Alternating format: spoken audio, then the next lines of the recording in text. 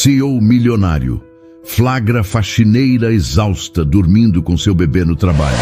O que ele faz depois deixa todos chocados. Nossas histórias têm viajado longe. De onde você está assistindo hoje? Compartilhe com a gente nos comentários. O cheiro de produto de limpeza já estava impregnado em suas roupas, em seu cabelo, em sua pele. Marina passou o pano úmido pela última vez na vasta mesa de conferências, sentindo uma dor surda na base de suas costas. Cada músculo do seu corpo gritava por descanso. Nos seus braços, amarrado em um sling improvisado que ela mesma fez com um lençol antigo, o pequeno Lucas dormia um sono profundo e sereno, seu peito subindo e descendo em um ritmo suave. Ele era o seu mundo, o seu motivo, o peso mais precioso que ela carregaria pelo resto da vida. E era por ele que ela estava ali, às 2 da madrugada, limpando os escritórios luxuosos da Veridian Corp.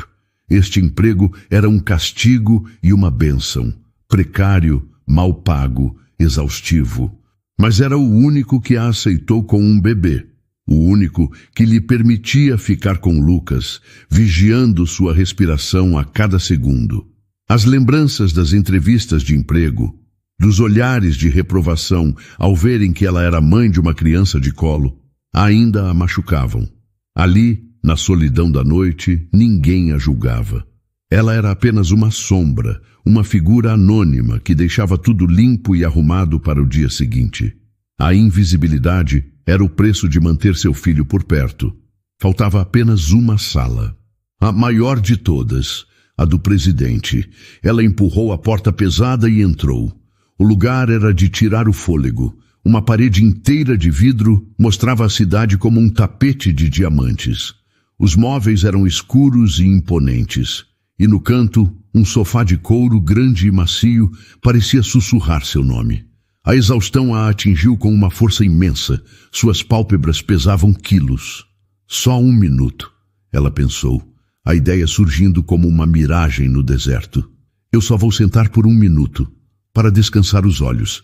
Lucas está dormindo tão bem. Ela caminhou até o sofá, sentindo-se culpada e ao mesmo tempo desesperada por um alívio. Afundou no couro macio e o conforto foi quase doloroso. Ajeitou o pequeno corpo de Lucas em seu colo, garantindo que ele continuasse confortável, e encostou a cabeça para trás. O silêncio da sala, o calor do seu bebê e o cansaço acumulado de meses de noites mal dormidas foram uma combinação impossível de resistir. Em segundos, sem que ela percebesse, Marina adormeceu. Não muito tempo depois, o som suave de sapatos caros no mármore polido cortou o silêncio do andar. Arthur Montenegro caminhava em direção à sua sala. Ele se sentia energizado pela noite de trabalho que ainda tinha pela frente. Mas ao abrir a porta de seu escritório, ele parou. Seus olhos, acostumados a procurar por detalhes e imperfeições, focaram imediatamente na figura encolhida em seu sofá. Uma mulher, uma faxineira, a julgar pelo uniforme, dormindo. A irritação foi sua primeira reação, fria e imediata. Uma audácia inaceitável. Ele se aproximou, o maxilar travado, pronto para acordá-la com a severidade que todos na Veridian conheciam e temiam. Mas então ele viu. Aninhado no peito dela, quase escondido, estava um bebê. Um pequeno ser humano dormindo em paz, protegido pelos braços da mãe. Arthur congelou. A cena o atingiu de uma forma que o deixou completamente sem reação. A raiva se desfez, dando lugar a uma emoção desconhecida, uma pontada em seu peito que o pegou de surpresa. Ele olhou para o rosto da mulher. A exaustão estava gravada em cada traço. Era a imagem pura da vulnerabilidade e do sacrifício. Naquele ambiente estéril de poder, era a coisa mais humana que ele via em anos. Com um cuidado que não era de seu feitio, ele tocou o ombro dela levemente. "Senhora?" chamou em voz baixa. O despertar de Marina foi um choque. Seus olhos se abriram em pânico e seu corpo ficou rígido. A primeira coisa que fez foi segurar Lucas com mais força, como se para protegê-lo do perigo iminente. Ela viu o homem alto, o chefe, e o desespero tomou conta dela. Me desculpe, Senhor, me desculpe! Ela gaguejou, tentando se levantar apressadamente. Eu não queria dormir, eu juro. Foi só por um instante. Por favor, eu preciso deste emprego. Por favor, não me demita. A voz dela era um fio trêmulo, carregado de um medo real. Arthur viu o pavor nos olhos dela e se sentiu péssimo por tê-la assustado. Ele ergueu as mãos em um gesto de calma. Está tudo bem, disse ele, sua voz surpreendentemente gentil. Eu não vou fazer nada. Por favor, não se preocupe. Marina parou, olhando para ele com uma confusão imensa. Ela esperava gritos, uma demissão sumária. Mas o homem à sua frente, o temido Arthur Montenegro, parecia genuinamente preocupado. Descanse um pouco, ele insistiu. Ele tirou seu casaco caro e o estendeu na direção dela. Está frio aqui. Use isso para se cobrir. Ela olhou do casaco de cachemira para o rosto dele, completamente perdida. Sua mente não conseguia entender a gentileza. O homem que tinha o poder de destruir sua única fonte de sustento estava, em vez disso, oferecendo conforto.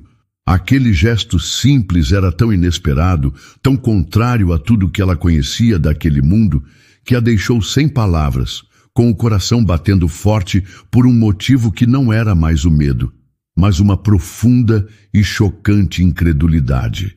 Marina olhava para o casaco estendido em sua direção como se fosse um objeto de outro planeta. Era escuro, feito de um tecido que parecia macio e quente, e ela podia sentir o leve perfume masculino que vinha dele. Um aroma caro e discreto que não pertencia ao seu mundo de cheiro de desinfetante e talco de bebê. Sua mente, ainda confusa pelo sono e pelo choque, lutava para entender. Aquele homem, o dono de tudo, estava lhe oferecendo seu próprio casaco. A gentileza era tão inesperada que parecia uma armadilha. Não precisa, senhor. Eu estou bem, ela respondeu, a voz pouco mais que um sussurro. Ela tentou se encolher, tentando parecer menor, menos visível. Eu já estou de pé. Vou voltar ao trabalho agora mesmo. O instinto de sobrevivência lhe dizia para recusar, para não aceitar nada, para voltar a ser a faxineira invisível o mais rápido possível. Aceitar o casaco parecia cruzar uma linha que ela não deveria nem chegar perto. Arthur não moveu o braço. Sua expressão permaneceu séria, mas não havia raiva em seus olhos. Havia outra coisa, algo que Marina não conseguia identificar. Por favor, aceite, eu insisto, ele disse, e sua voz, embora baixa, tinha um tom de comando inquestionável. Você e seu filho precisam se aquecer, não vou aceitar um não como resposta. O coração de Marina batia descontroladamente. Recusar novamente parecia impossível, uma desobediência que poderia custar seu emprego. Com as mãos trêmulas, ela estendeu o braço e pegou o casaco. O peso era surpreendente e a cachemira era mais macia do que qualquer coisa que ela já havia tocado. Cuidadosamente, ela o colocou sobre seus ombros e sobre o corpinho adormecido de Lucas, criando um casulo quente e protetor. O alívio do calor foi imediato e ela sentiu um arrepio involuntário. Enquanto ela se ajeitava, Arthur a observava. Cada movimento dela, cada hesitação, o atingia de uma forma estranha. Ele era um homem de lógica, de números, de resultados. Emoções eram fraquezas no mundo dos negócios, distrações a serem controladas. Mas o que sentia agora não era controlável. Ele via a dignidade naquela mulher, mesmo na situação mais humilhante. Via a força em sua exaustão. Ele não estava mais vendo uma funcionária que quebrou uma regra. Estava vendo uma mãe protegendo seu filho. E por uma razão que ele não compreendia, sentiu uma necessidade imensa de protegê-los também. Para quebrar a intensidade do momento, ele se afastou. Caminhou em silêncio até sua enorme mesa de mogno do outro lado da sala e sentou-se em sua cadeira de couro. Ligou o computador, o brilho da tela iluminando seu rosto. Ele fingiu se concentrar em uma planilha, mas sua atenção estava toda no sofá. Ele podia sentir a presença dela na sala, uma presença silenciosa e assustada que mudava completamente a energia do seu santuário de poder. Ele se perguntava sobre a vida dela, sobre o que a teria levado a uma situação tão desesperadora. Funcionários terceirizados eram apenas números em um contrato para ele, um custo a ser gerenciado. Agora um deles tinha um rosto, um nome que ele nem sabia, e um filho. Marina ficou imóvel no sofá. Ela observava o CEO, que parecia ter voltado ao seu mundo, ignorando-a completamente. O que aquilo significava? Ele a deixaria ficar ali? Ela olhou para baixo, para o rostinho sereno de Lucas, que nem se mexeu. Aquele casaco caro o cobria, protegendo-o do frio do ar-condicionado. Um gesto de bondade de um homem que ela deveria temer. Ela não conseguia relaxar. Seu corpo ainda estava tenso, esperando que a qualquer momento ele se levantasse e dissesse que tudo não passava de uma brincadeira cruel. Mas os minutos passavam, e ele continuava em sua mesa, o único som sendo o clique suave das teclas do computador. Lentamente, uma parte do medo de Marina começou a se transformar em uma profunda e dolorosa gratidão. Aquele homem não a humilhou, ele não a expôs. Ele lhe deu calor e um momento de paz. Depois do que pareceu uma eternidade, Arthur se levantou. Marina prendeu a respiração. Era agora. Ele caminhou em sua direção, mas parou a uma distância respeitosa. Eu preciso ir a outra sala para uma chamada, ele disse, a voz novamente neutra. Fique aqui, descanse o quanto precisar para se sentir melhor. Depois pode terminar o que falta e ir para casa. Ele não esperou por uma resposta. Apenas se virou e saiu do escritório, fechando a porta suavemente atrás de si. Marina ficou sozinha no silêncio absoluto, envolta no casaco que ainda carregava o cheiro dele. O cheiro de Arthur Montenegro. O nome ecoou em sua mente, trazendo consigo o peso de anos de amargura. Aquele era o homem que havia orquestrado a destruição de sua carreira, o arquiteto de sua miséria. E ainda assim, o mesmo homem tinha acabado de cobrir seu filho com o próprio casaco, mostrando uma gentileza que ela jamais pensou ser possível nele. A contradição era tão brutal que a deixou sem ar. Ela abraçou Lucas com um pouco mais de força, sentindo as lágrimas que segurou com tanto esforço finalmente escorrerem por seu rosto. Eram lágrimas de alívio, sim, mas também de uma confusão tão profunda e assustadora que era pior do que a raiva que ela esperava encontrar. Arthur não foi para outra sala de reunião. A história sobre a chamada foi a primeira desculpa que lhe veio à mente para escapar da intensidade que preenchia seu escritório. Ele precisava de ar, de distância. Pegou o elevador privativo e subiu para o terraço, um espaço que raramente usava. O vento frio da madrugada bateu em seu rosto, mas ele mal sentiu. Sua mente estava presa na imagem da mulher encolhida em seu sofá, com o bebê dormindo em seu peito. A imagem não o abandonava. Ele se encostou no parapeito de vidro, olhando a cidade que se estendia a seus pés. Ele era o rei daquele universo de concreto e luzes. Um mestre em um jogo de poder onde a fraqueza não era uma opção. Por anos, ele construiu muros ao redor de si mesmo, convencido de que as emoções eram um luxo perigoso que ele não podia pagar. Seus funcionários eram peças em um tabuleiro, seus concorrentes, obstáculos a serem removidos. Ele nunca pensava nas vidas por trás dos crachás e dos uniformes. Eram invisíveis, parte da engrenagem que fazia seu império funcionar. Mas aquela mulher, com sua exaustão e seu amor desesperado pelo filho, tinha quebrado alguma coisa dentro dele. Ela não era uma peça, ela era uma pessoa, lutando para sobreviver em um mundo que ele ajudou a criar, dentro de um prédio que levava seu nome. O gesto de oferecer o casaco foi um impulso, uma reação humana que ele não teve tempo de reprimir. Agora, no frio da madrugada, ele sabia que não era o suficiente. Aquele impulso tinha se transformado em uma responsabilidade. Deixar que ela continuasse naquela situação, trabalhando até a exaustão com um bebê nos braços, parecia de repente inaceitável, insuportável. Ele não sabia o nome dela, não sabia nada sobre ela, mas tomou uma decisão. Ele iria ajudá-la, de verdade. No andar de baixo, Marina permaneceu sentada por longos minutos depois que a porta se fechou. O silêncio era total, mas sua mente estava em um caos barulhento. Finalmente, com um suspiro trêmulo, ela se levantou. Com um cuidado reverente, dobrou o casaco pesado de cachemira e o colocou sobre a almofada do sofá, bem no lugar onde esteve sentada. Parecia errado levá-lo, como levar um pedaço de um mundo ao qual ela nunca pertenceria. Com movimentos rápidos e eficientes, ela terminou de limpar o escritório. Cada gesto era automático, seu corpo funcionando no piloto automático, enquanto sua cabeça tentava processar a estranheza daquela noite.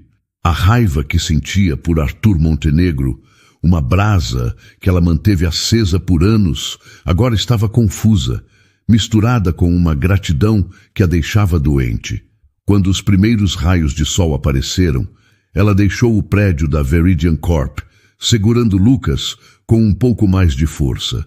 O caminho para casa em 2 ônibus lotados pareceu mais longo do que o normal, e ela chegou em seu pequeno apartamento sentindo um cansaço que ia muito além do físico. A manhã passou rápido. Mal dormiu, sua mente ainda revivendo o encontro. Por volta do meio-dia, seu celular tocou, o som estridente a fazendo pular. Era um número desconhecido, de um telefone fixo. Hesitante, ela atendeu. Alô? Senhora Marina Reis? Perguntou uma voz feminina, profissional e fria. O coração de Marina gelou. Sim, sou eu. Meu nome é Cláudia. Sou assistente do Sr. Arthur Montenegro. Estou ligando a pedido dele. O Sr. Montenegro solicita sua presença em seu escritório hoje, às 14h. Então, era isso. A gentileza da noite anterior foi apenas um adiamento. Agora viria a punição, a humilhação de ser demitida pessoalmente pelo dono da empresa. Aconteceu alguma coisa? Houve algum problema com o meu trabalho? Ela perguntou, a voz saindo fraca e trêmula. Eu não tenho essa informação, senhora, respondeu a assistente com a mesma distância profissional. Apenas fui instruída a marcar a reunião. O Sr. Montenegro a aguardará às 2h. Por favor, não se atrase. A chamada terminou. Marina ficou parada no meio de sua pequena sala, o telefone ainda na mão. Ela olhou para Lucas, que balbuciava feliz em seu cercadinho, alheio a tudo. O medo por si mesma não era nada comparado ao medo de falhar com ele. Ela respirou fundo, tentando encontrar alguma força. Ela não sabia o que esperar daquela reunião, mas sabia que tinha que ir. Tinha que enfrentar Arthur Montenegro mais uma vez, não como a advogada forte que um dia foi, mas como a faxineira apavorada que ele via agora. E ela só pedia a Deus para não desmoronar na frente dele. O andar da presidência da Veridian Corp era imponente.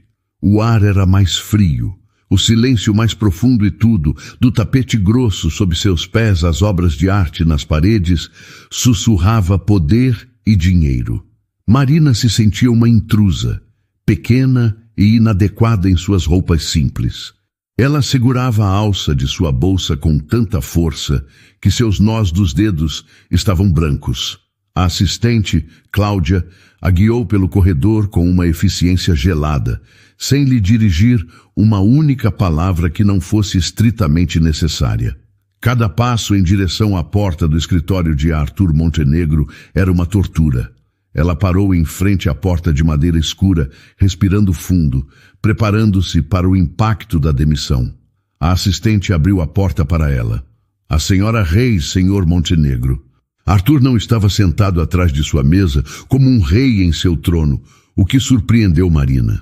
Ele estava de pé, perto da grande janela, olhando a cidade. Ele se virou quando ela entrou e seu rosto estava sério, mas não havia a raiva que ela tanto temia. Obrigado, Cláudia, ele disse dispensando a assistente.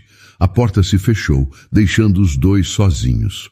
O som do clique da fechadura pareceu alto demais. Senhora Reis, por favor, entre. Sente-se. Ele apontou para uma das duas cadeiras que ficavam em frente à sua mesa.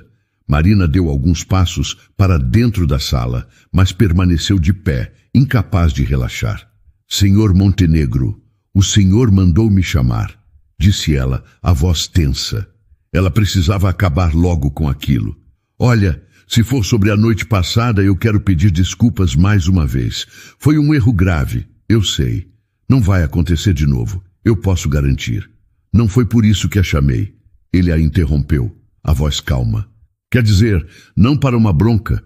O que aconteceu ontem me fez pensar. Por favor, sente-se, de verdade. Com muita hesitação, Marina sentou-se na ponta da cadeira, pronta para se levantar a qualquer momento. Ela observou enquanto ele se sentava, não em sua cadeira de presidente, mas na outra cadeira em frente a ela, diminuindo a distância e a barreira de poder entre eles. Aquele gesto a deixou ainda mais desconfiada. Ele juntou as mãos, parecendo procurar as palavras certas. Senhora Reis, Marina, o que eu vi ontem à noite, você e seu filho, aquilo me deixou muito preocupado, começou ele, olhando diretamente para ela. Ninguém deveria estar em uma situação que exige um sacrifício como esse. Trabalhar a noite toda com um bebê não é seguro, nem para você, nem para ele. Marina ouvia em um silêncio chocado.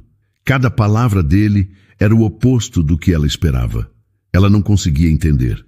Minha empresa, a Veridian, tem recursos, continuou ele. E eu sinto que é minha responsabilidade garantir o bem-estar dos que trabalham aqui, mesmo os terceirizados. Por isso, eu gostaria de lhe oferecer ajuda. A palavra ajuda ficou no ar. Marina sentiu um nó se formar em sua garganta. Como assim? Ela conseguiu perguntar. Primeiro, seu filho. Nós podemos pagar por uma creche de excelente qualidade para ele, em tempo integral, perto da sua casa, para facilitar sua vida, explicou Arthur. Segundo, seu trabalho. Este horário noturno é desumano.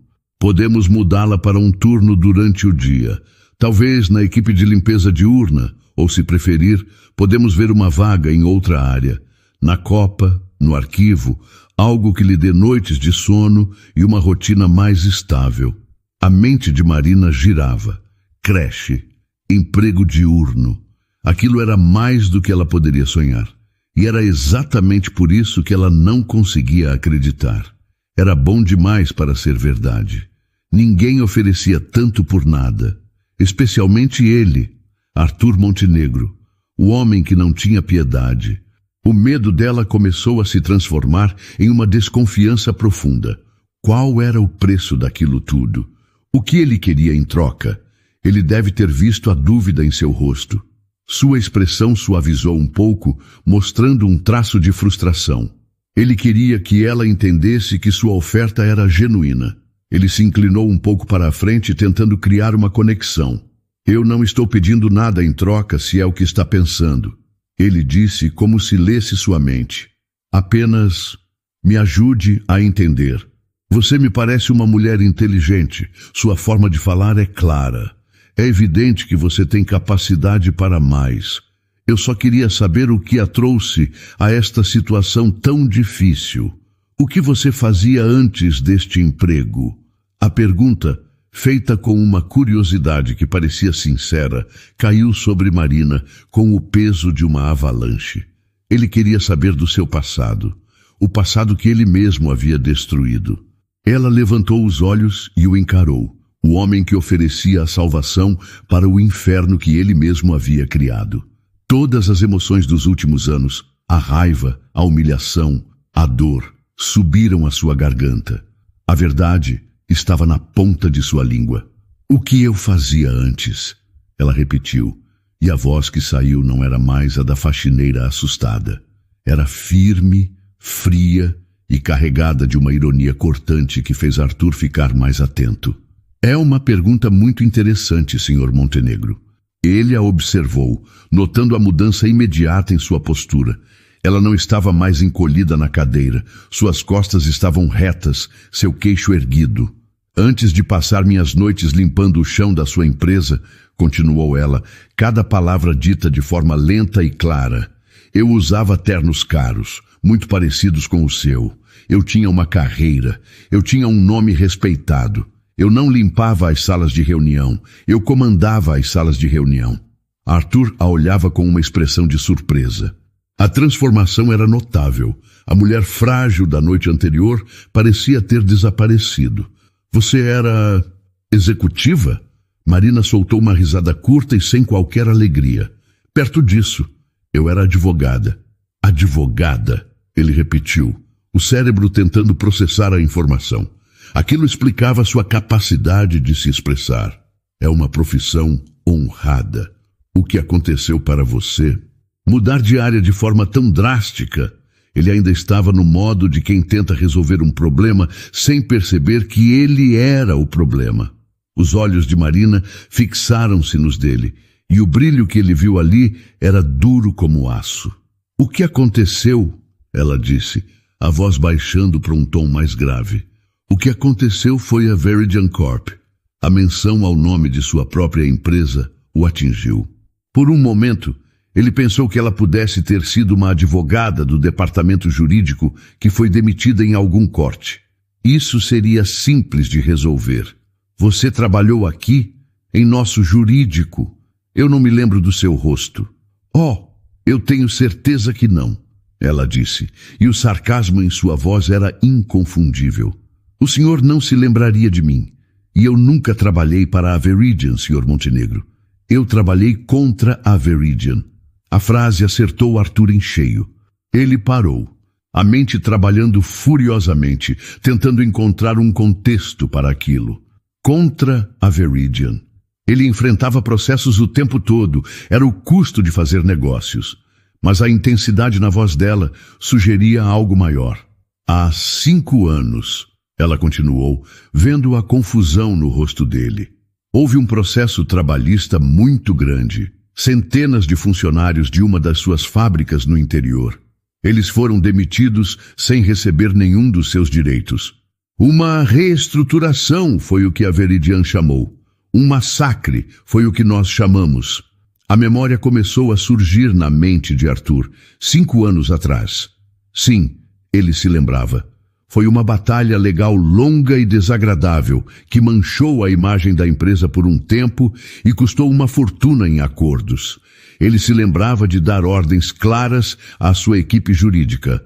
Acabem com isso, usem todos os recursos. Não podemos perder. E eles não perderam. Eles venceram, desacreditando a liderança do processo.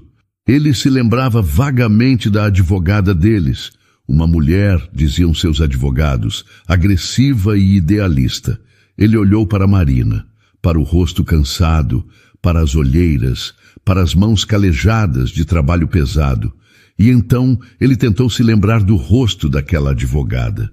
Uma imagem borrada de uma mulher de cabelos presos, com uma expressão determinada em um tribunal. Seria possível? A voz dele saiu como um sussurro, quase sem som. Não. Não pode ser. Marina viu a compreensão começar a surgir nos olhos dele. Aquele era o momento. Eu era a advogada principal naquele processo. A advogada que vocês passaram meses tentando desacreditar. A advogada cuja carreira vocês destruíram sistematicamente com processos e acusações falsas, até que ninguém mais quisesse me contratar. Ela se inclinou para a frente. A voz agora cheia de toda a dor e raiva que guardou por anos. Então, respondendo à sua pergunta, Sr. Montenegro, o que me trouxe a esta situação foi o Senhor. O Senhor e a sua empresa, o homem que agora, com a melhor das intenções, oferece ajuda para o desastre que ele mesmo criou. Arthur Montenegro ficou completamente imóvel, olhando para ela. O mundo ao seu redor pareceu perder o som. O zumbido do ar-condicionado, o trânsito lá embaixo, tudo desapareceu. A única coisa que existia era o rosto da mulher sentada à sua frente e a acusação terrível em seus olhos. A mente dele, sempre tão rápida e analítica, estava em curto-circuito. Ele tentava encontrar uma falha na lógica dela, uma desculpa, qualquer coisa. Ele se lembrava de ter dito à sua equipe jurídica: resolvam isso. Para ele, era um problema de negócios, um incêndio a ser apagado. Ele nunca se perguntou como eles o apagariam. Ele nunca se importou com os detalhes, apenas com o resultado final, a vitória da Veridian. Ele nunca parou para pensar que do outro lado daquela batalha legal havia uma pessoa cuja vida ele estava, com suas ordens, destruindo. Ele olhou para ela, realmente olhou. Viu as mãos dela, que um dia provavelmente seguraram canetas caras e processos, agora ásperas e calejadas pelo trabalho braçal. Viu a exaustão, que não era apenas de uma noite mal dormida, mas de anos de luta. E viu o bebê, Lucas, em sua mente. O bebê que ele viu dormindo tão pacificamente, sem saber que seu futuro já havia sido moldado pelas decisões frias tomadas naquela mesma sala. Anos antes de ele nascer. A primeira palavra que ele conseguiu dizer foi fraca, patética, e ele sabia disso. Eu não sabia. Marina riu, um som amargo que cortou o ar. Não sabia? Claro que o senhor não sabia. Homens como o senhor nunca sabem dos detalhes sujos. Vocês apenas dão as ordens e esperam que a mágica aconteça. Real. Ela se ajeitou na cadeira, não mais a vítima, mas a promotora em seu próprio julgamento. Vocês não me derrotaram com argumentos no tribunal, Sr. Montenegro. Vocês me destruíram fora dele de forma calculada. Arthur apenas a encarava, incapaz de falar. Primeiro veio o processo contra mim. Ela começou a relatar, a voz firme, listando os fatos como se apresentasse um caso. Uma acusação de litigância de má-fé. Disseram que eu estava processando a Veridian por vingança, sem provas. Depois vieram os vazamentos para a imprensa. Notas em colunas de jornais sugerindo que minha conduta era antiética. De repente meu telefone parou de tocar.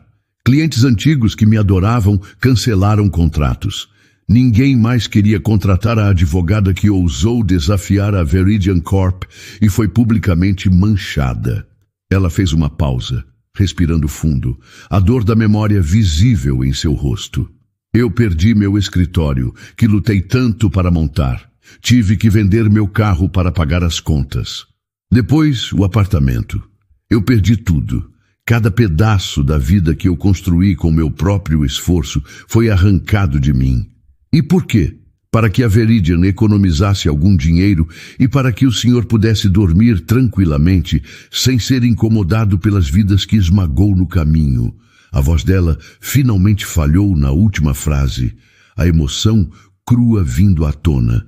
Cada palavra era um golpe direto em Arthur. A oferta de ajuda que ele fez minutos antes agora soava como um insulto, uma piada de mau gosto. Creche, um emprego melhor. Era como oferecer um copo de água a alguém que ele mesmo havia empurrado para o deserto para morrer.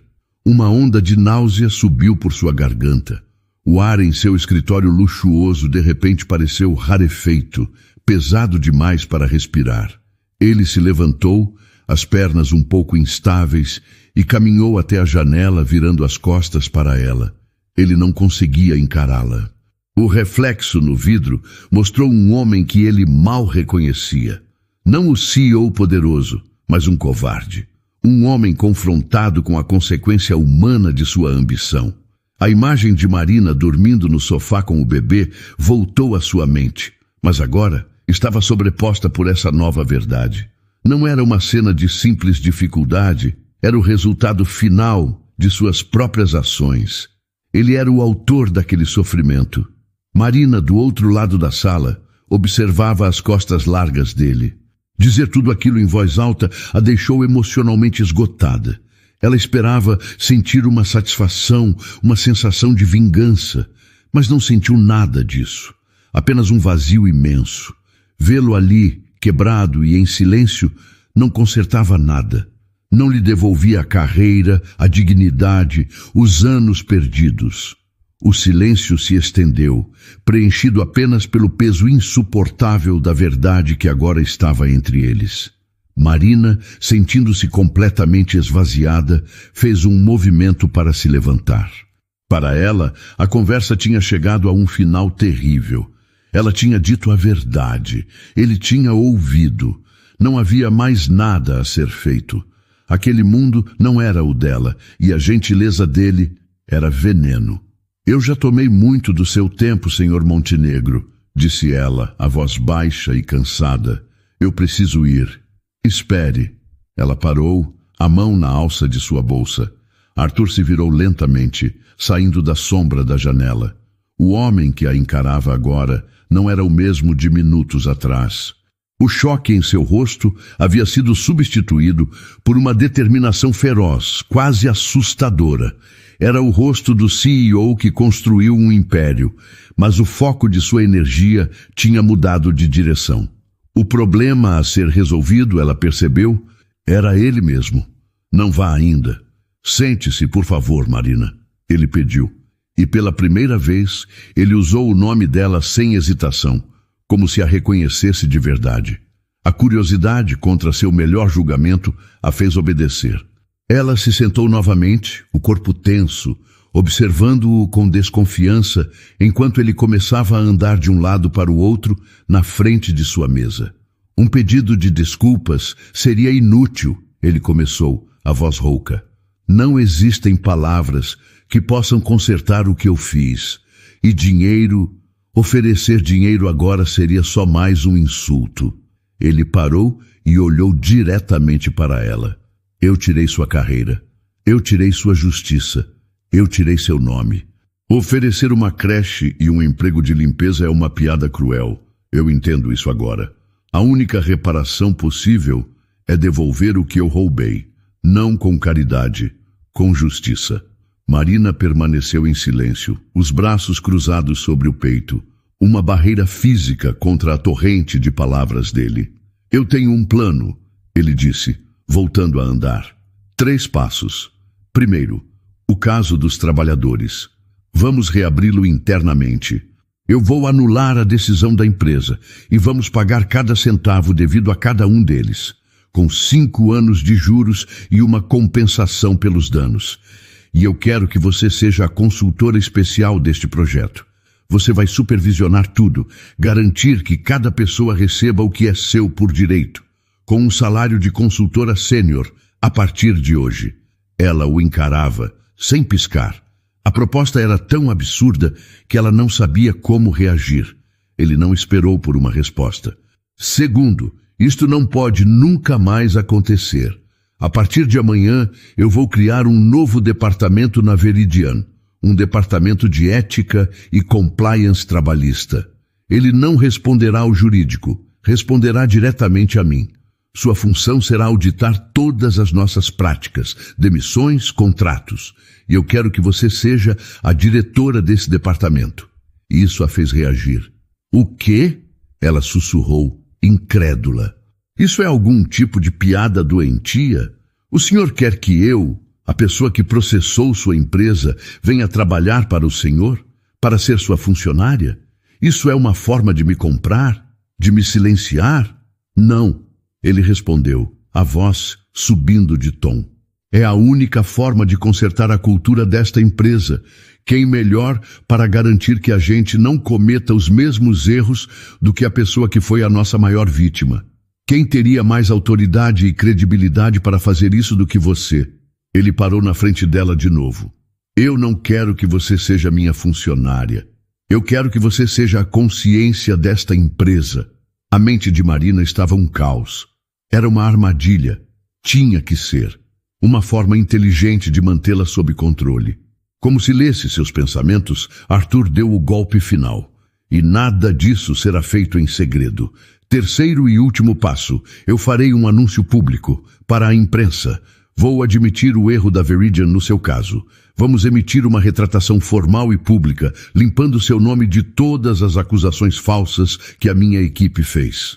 A empresa vai assumir publicamente toda a culpa pela destruição da sua carreira. Esta última parte a atingiu de forma diferente. Uma retratação pública. Limpar o seu nome. Isso era a única coisa que ela chorou por anos. A única coisa que o dinheiro não podia comprar.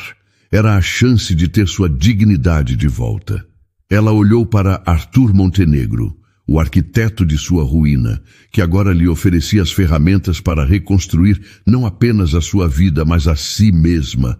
A desconfiança e a raiva ainda gritavam dentro dela, mas por baixo de todo o barulho, um pequeno e perigoso fio de esperança começou a surgir. A escolha, pela primeira vez em muito tempo, era dela. E era uma escolha impossível. A proposta de Arthur Montenegro ficou no ar, tão grandiosa e inacreditável, que Marina sentiu que poderia ser uma alucinação, um sonho febril nascido do cansaço. Sua primeira reação foi um impulso violento de rir. Rir da audácia dele, da loucura daquela oferta. Confiar naquele homem era como confiar em uma raposa que a convida para entrar no galinheiro, prometendo que não vai tocar em nenhuma galinha. A história de sua vida nos últimos 5 anos foi a prova da capacidade de destruição dele. E por que eu deveria acreditar em uma única palavra do que o Senhor está dizendo? Ela perguntou, a voz baixa e cheia de uma desconfiança afiada. Há 5 anos, suas ações me prometeram o inferno, e o Senhor foi muito eficiente em cumprir a promessa. Agora, o Senhor me oferece o céu em uma bandeja de prata. Por que eu deveria pensar que, desta vez, seria diferente? Arthur não desviou o olhar. Não havia mais o ar de superioridade nele. O que restava era uma seriedade crua e cansada, porque desta vez eu vi o resultado. Ele disse, a voz firme, eu vi você e seu filho naquele sofá. Eu não consigo mais desver aquilo. Você tem razão em não acreditar em mim. Então não acredite, acredite na sua própria força. Ele deu um passo à frente e o gesto foi quase uma súplica. Eu não estou lhe oferecendo um presente.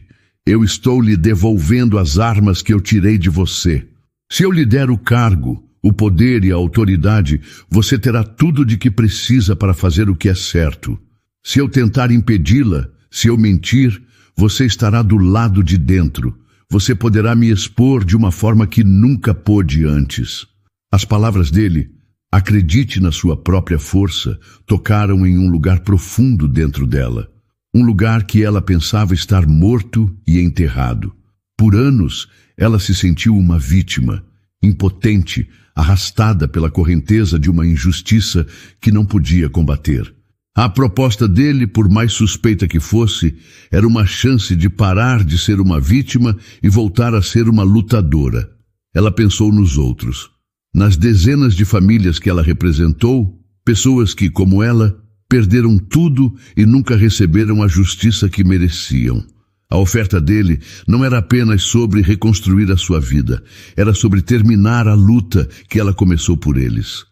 Era uma responsabilidade que ela havia carregado como uma culpa silenciosa por anos. E então ela pensou em Lucas, seu filho, que dormia em um berço improvisado em um apartamento pequeno e úmido. Que futuro ela poderia lhe dar com o salário de faxineira? Que exemplo ela seria? Uma mãe quebrada pela exaustão e pela amargura. A proposta de Arthur significava mais do que dinheiro. Significava um lar estável, significava tempo para ser mãe, significava que seu filho poderia crescer vendo a mãe não como uma mulher derrotada, mas como alguém que se reergueu e lutou. A retratação pública. Esse era o ponto central. A limpeza de seu nome era a chave que poderia destrancar as portas de seu futuro, devolvendo a dignidade que lhe foi roubada. Depois de um silêncio que pareceu durar uma vida inteira, onde Arthur apenas esperou, sem pressionar, ela finalmente encontrou sua voz. Tudo bem, disse ela. A palavra foi tão quieta que ela mesma mal a ouviu. Arthur prendeu a respiração esperando. Eu aceito, ela disse mais alto agora, e com a decisão veio uma nova onda de força. Mas será nos meus termos, com as minhas condições. Quaisquer que sejam. Ele respondeu instantaneamente, o alívio claro em seu rosto. Primeiro, ela começou, e a advogada dentro dela assumiu o controle. A retratação pública. Ela será redigida por mim e por você. E será publicada nos principais jornais antes de eu assinar um único papel. Quero meu nome limpo antes de dar o próximo passo. Ele concordou com um aceno de cabeça. Justo. Segundo, autonomia. O novo departamento terá autonomia total. Nenhuma interferência do seu departamento jurídico. Eu me reporto apenas a você e minhas decisões sobre ética e compliance são finais. Se houver um impasse, a minha palavra prevalece. Concordo, ele disse sem hesitar. E terceiro, ela o encarou, os olhos firmes. Eu não quero a sua pena. Eu não sou um de seus projetos de caridade. Isto é um trabalho. Eu vou lutar por cada centavo para aqueles trabalhadores como uma leoa. E vou fiscalizar cada canto desta empresa com toda a força que eu tiver. Se o senhor se arrepender, recuar ou tentar me sabotar de qualquer maneira, eu juro que vou usar a minha posição aqui dentro para destruir a reputação da Veridian de uma forma que fará o antigo processo parecer um elogio. Nós estamos entendidos, senhor Montenegro? A mulher assustada tinha desaparecido completamente. Em seu lugar estava a advogada que o desafiou anos atrás, mas agora com as cicatrizes e a força que a dor lhe deu. Um pequeno, quase imperceptível, sorriso de respeito surgiu nos lábios de Arthur. Perfeitamente, doutora Reis, ele disse. Bem-vinda de volta ao jogo, doutora Reis. Fazia tanto tempo que Marina não ouvia alguém se dirigir a ela daquela forma, com aquele respeito. Por um instante, a imagem da advogada que ela foi, forte e confiante, sobrepôs-se à da mulher cansada que se sentou naquela cadeira. A sensação era ao mesmo tempo estranha e profundamente reconfortante. Ela respirou fundo, e o ar que encheu seus pulmões pareceu diferente, mais leve. A advogada dentro dela estava desperta. Eu preciso ir agora, disse ela, a voz firme, cortando a intensidade do momento. Preciso buscar meu filho na casa da vizinha que cuida dele durante o dia. A menção a Lucas era um lembrete para ambos da realidade que a levou até ali. Amanhã, podemos começar a trabalhar no texto da retratação pública amanhã. Claro, Arthur concordou imediatamente. A energia explosiva dele deu lugar a uma calma focada. Minha assistente entrará em contato com você para agendar o melhor horário. E, Marina, por favor, não volte ao turno da noite. Nunca mais. Considere seu novo salário válido a partir deste exato momento. A empresa cobrirá qualquer despesa que você tenha para organizar sua rotina. Antes que ela pudesse responder, ele pegou o telefone em sua mesa. Só um momento. Quero que você esteja presente para a primeira ordem. É importante que a liderança desta empresa entenda a nova realidade desde o início. Ele apertou um botão. Cláudia, peça para o Carlos vir à minha sala, o chefe do jurídico. É urgente. Marina sentiu um calafrio. Carlos era um dos advogados que estiveram na equipe que a destruiu. Enfrentá-lo seria o primeiro teste. Ela permaneceu sentada, a postura ereta, o coração batendo forte. Mas desta vez não era apenas por medo, era também por antecipação.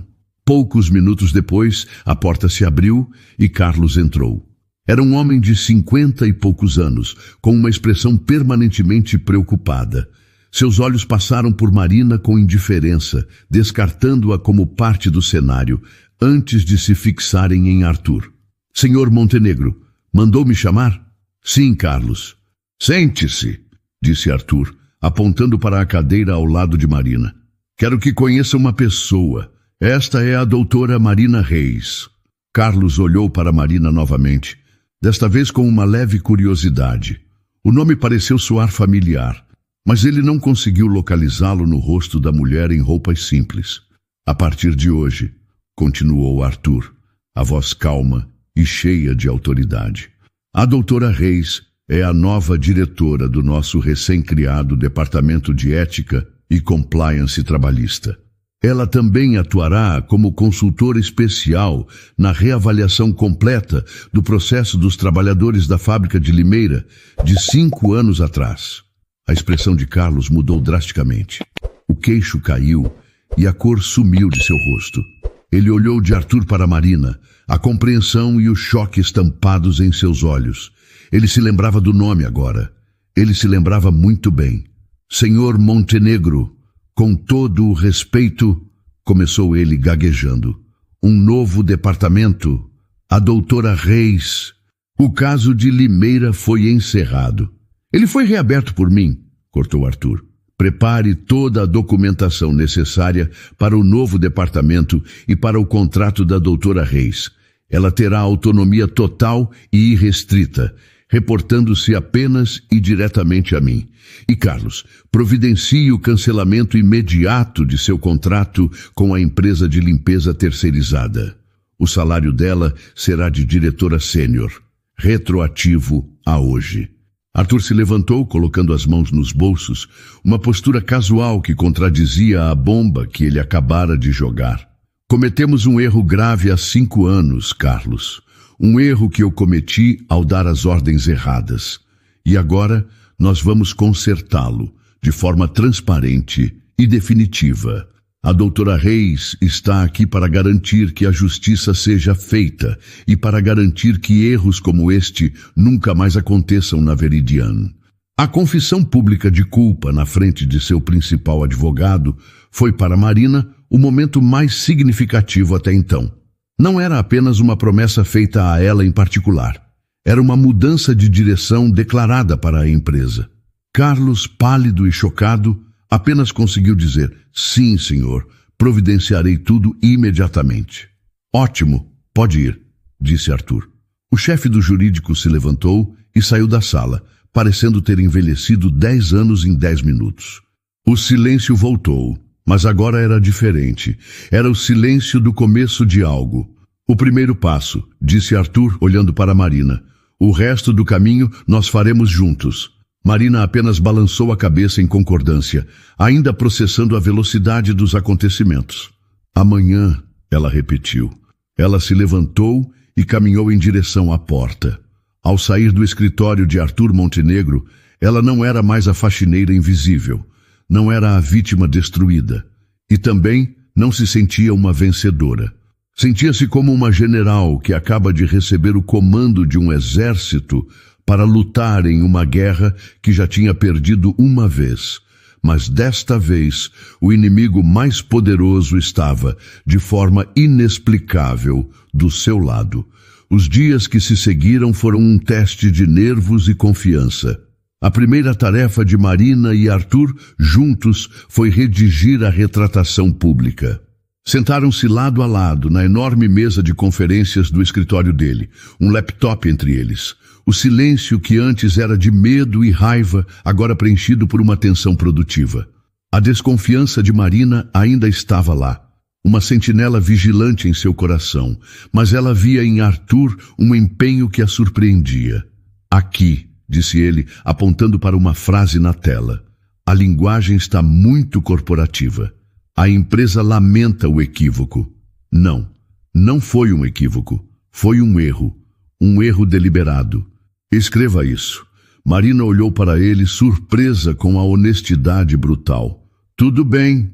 E aqui, ela respondeu, assumindo o controle do teclado, onde diz as consequências para a ex-litigante, vamos mudar para a completa e sistemática destruição da carreira e da reputação da doutora Marina Reis. As pessoas precisam ler as palavras exatas. Arthur engoliu em seco, a dor daquelas palavras visível em seu rosto. Mas ele apenas concordou com um aceno de cabeça. Você está certa. É o correto a se fazer.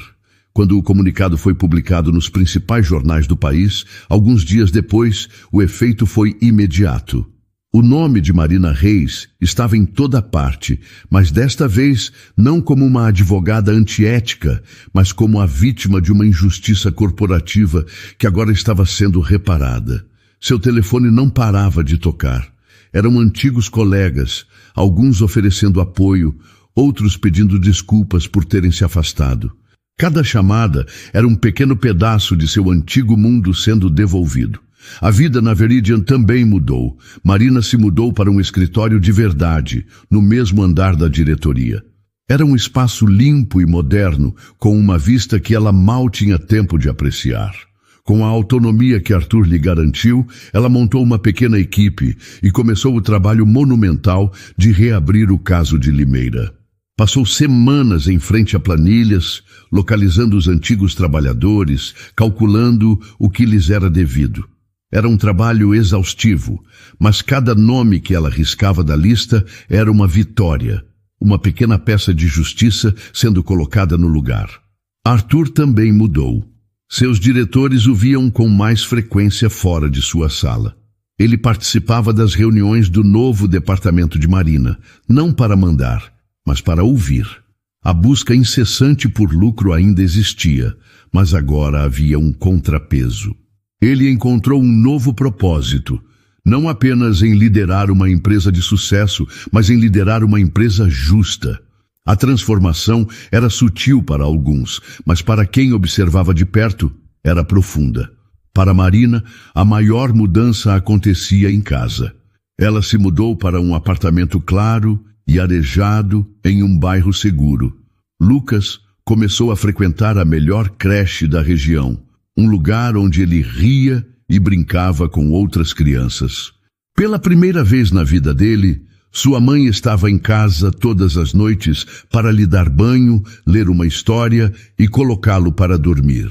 A exaustão que definira a vida de Marina por tanto tempo deu lugar a uma energia focada, a força de uma mulher que estava, finalmente, reconstruindo sua vida em seus próprios termos. 6 meses depois, numa noite de terça-feira, a porta do escritório de Arthur se abriu suavemente. Ele ergueu os olhos de um relatório e viu Marina. Ela não usava o uniforme cinza, mas um terninho elegante e escuro. Em suas mãos não havia um saco de lixo, mas uma pasta. Ela era a imagem completa da advogada poderosa que sempre esteve por baixo da superfície. "Desculpe pela hora", disse ela, "mas eu queria entregar pessoalmente. É o relatório final do caso de Limeira. O último pagamento foi confirmado hoje à tarde. Acabou, Arthur. Nós fizemos justiça." Ele pegou a pasta, um sentimento de gratidão imensa o preenchendo. "Não, Marina", ele disse a voz baixa e sincera. "Você fez justiça. Eu só tive a sorte de sair do seu caminho." Seu olhar se moveu para a porta e seu coração se aqueceu. De pé, segurando a mão da mãe, estava Lucas. Ele não era mais um bebê, mas uma criança pequena, olhando para o grande escritório com olhos curiosos e brilhantes. Marina o tinha buscado na creche e o trouxera consigo. A imagem daquela criança saudável e feliz, parada no mesmo lugar onde ele um dia encontrou uma mãe e um filho dormindo em desespero, fechou o ciclo de uma forma que nenhuma palavra poderia. Arthur abriu um sorriso, o primeiro sorriso genuíno e sem peso que ele dava em muito tempo. Ele olhou de Lucas para Marina, a mulher que ele destruiu e que de alguma forma o salvou de si mesmo. O passado não estava esquecido, mas suas feridas estavam finalmente começando a cicatrizar. "Ele parece muito feliz", disse Arthur. Marina olhou para o filho e todo o amor do mundo estava em seus olhos. "Nós estamos", ela respondeu, a voz cheia de paz. "Nós finalmente encontramos o nosso caminho." 3 anos depois, o sol da tarde entrava pelas imensas janelas do novo centro de convivência da Veridian Corp, iluminando um ambiente que em nada lembrava a antiga sede fria e impessoal. O espaço era vibrante, cheio de plantas, e o som predominante era de risadas de crianças. Era a festa de aniversário de 3 anos da creche Recomeçar, uma iniciativa que se tornou o coração da nova cultura da empresa, um símbolo da transformação que Marina e Arthur lideraram juntos. Marina observava a cena com um sorriso sereno. Ela usava um vestido simples e elegante e seu rosto não carregava mais o peso do cansaço, mas a luz da realização. Ao seu lado, Arthur Montenegro com os cabelos agora exibindo alguns fios prateados, conversava animadamente com um grupo de funcionários. As linhas em seu rosto não eram mais de estresse e comando, mas de um contentamento que ele jamais conhecera em seus anos de conquistas implacáveis.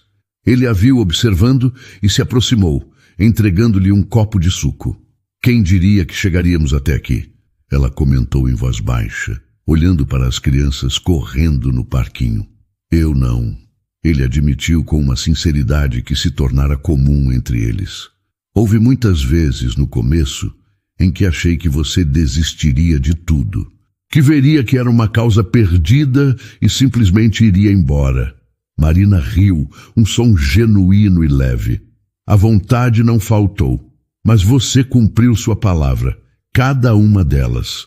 A relação deles, forjada no fogo da desconfiança e da culpa, havia se transformado em algo que nenhum dos dois saberia nomear. Não era uma amizade convencional, mas um profundo respeito mútuo, uma parceria baseada na franqueza brutal e em um objetivo comum. Eles haviam juntos não apenas consertado um erro, mas construído algo novo e melhor. Mamãe, mamãe, olha! Um menino de quase 4 anos, com cabelos escuros e olhos brilhantes, correu na direção deles, segurando um papel com um desenho colorido. Era Lucas. Ele não correu apenas para Marina. Estendeu o desenho para que Arthur também pudesse ver. Olha, Arthur, é um foguete, disse o menino com a naturalidade de quem estava acostumado com aquela presença. Arthur se agachou, ficando na altura de Lucas, e analisou o desenho com toda a seriedade. É o melhor foguete que eu já vi na minha vida. Ele vai até a lua? Vai sim, e volta. Lucas respondeu antes de dar um beijo estalado na bochecha de Arthur e sair correndo de volta para os brinquedos. Arthur se levantou, os olhos marejados de uma emoção que ele não mais tentava esconder. Ele olhou para Marina e naquele olhar havia todo o peso do passado e toda a leveza do presente. Às vezes, ele disse, a voz embargada, eu ainda me lembro daquela noite, de encontrar vocês dois dormindo naquele sofá. Eu era um homem tão pobre, Marina, no meio de tanta riqueza. Ela tocou o braço dele suavemente. Nós dois estávamos perdidos, Arthur, mas nós nos encontramos. Ele concordou, olhando para Lucas, que agora gargalhava no topo de um escorregador. A imagem era a resposta para todas as perguntas, a cura para todas as dores. O futuro não era mais uma ameaça ou um fardo, mas uma promessa, personificada naquela pequena vida cheia de alegria. Juntos, lado a lado, eles observaram o menino brincar. Não eram mais apenas a advogada e o CEO, a vítima e o vilão. Eram Marina e Arthur. E eram a prova viva de que mesmo depois do mais longo e escuro dos invernos, a primavera sempre encontra um jeito de chegar, trazendo consigo a chance não apenas de sobreviver, mas de finalmente florescer. Esta história nos lembra de uma verdade profunda e, por vezes, dolorosa. A vida pode nos tirar o chão de uma forma que parece definitiva. Quantas de nós já não nos sentimos como Marina, invisíveis, mesmo quando nos esforçamos ao máximo, desvalorizadas, depois de termos dedicado anos a uma carreira, a uma família, a um sonho? Quantas vezes o mundo nos fez acreditar que o nosso tempo já passou, que as melhores páginas da nossa história já foram escritas? A jornada de Marina é a jornada de muitas mulheres. É a dor de perder um nome, uma identidade, e se ver reduzida a uma função, a uma sombra que limpa o que os outros sujam. É a força silenciosa de uma mãe que faz o impossível por seu filho, colocando as necessidades dele acima do próprio cansaço, da própria humilhação. Mas a maior lição que Marina nos deixa não está em sua queda, e sim em sua extraordinária capacidade de se reerguer. Ela nos mostra que, mesmo sob as cinzas da injustiça e do esgotamento, a brasa da nossa verdadeira essência nunca se apaga. A advogada dentro dela não morreu. Estava apenas adormecida, esperando o momento certo para despertar. E essa história também nos ensina sobre a redenção. Mostra que a compaixão pode nascer nos lugares mais inesperados e que até mesmo um coração endurecido, como o de Arthur, pode ser transformado pela força de uma verdade humana. Ele nos lembra que nunca é tarde demais para olhar para trás, reconhecer os próprios erros e, em vez de apenas pedir desculpas, ter a coragem de tentar consertá-los. Para toda mulher que já se sentiu derrotada pelas circunstâncias, que olhou no espelho e não reconheceu mais a sonhadora que um dia foi, esta história é um abraço, é um sussurro que diz: não acabou. A sua força interior é real, a sua dignidade é inegociável. E a oportunidade de reescrever o seu próprio final pode surgir quando você menos espera. Não é sobre ter a vida que você planejou, mas sobre ter a coragem de lutar pela vida que você merece, com a sabedoria e a resiliência que só os anos podem nos dar. A verdadeira justiça, afinal, não é apenas punir o erro, mas restaurar a esperança. E a esperança, como o amor de uma mãe por seu filho, é a força mais poderosa e transformadora do universo. E então, o que achou da história? Deixe sua opinião nos comentários. Adoramos saber o que você pensa. Não se esqueça de deixar seu curtir no vídeo para nos apoiar e de se inscrever no canal. Até a próxima!